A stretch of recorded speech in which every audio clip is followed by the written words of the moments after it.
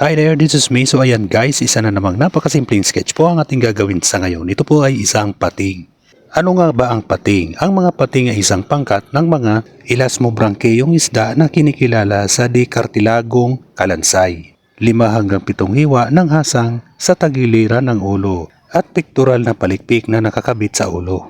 Sa ilalim na mas malawak na definisyon nito matatagpuan ang pinakaunang kilalang mga pating noong 420 milyong taong nakalipas. Kadalasang tinutukoy ang Acanthodians bilang mga matinik na pating.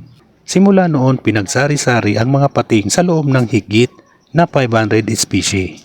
Ang mga kilalang species tulad ng tiger shark, blue shark, great white shark, mako shark, treasure shark at ang hammerhead shark ay nasa pinakamataas na mga maninilang organismo sa kadena ng pagkain sa ilalim ng dagat. Nahuhuli ang mga pating ng mga tao para sa kanilang mga karne o para gawing sopas ang kanilang palikpik. Nababantaan ng maraming mga populasyon ng pating ng mga aktibidad ng tao. Simula noong 1970, nabawasan ang mga populasyon ng pating sa 71% na ang karamihan sa dahilan ay labis na pangingisda. So ayan guys, patapos ng ating pag-i-sketch, ako po'y nagpapasalamat sa inyo sa walang sawang panonood nyo sa aking mga simpleng sketches. So ayan guys, tapos na nga po. Maraming salamat. Bye bye. Thank you.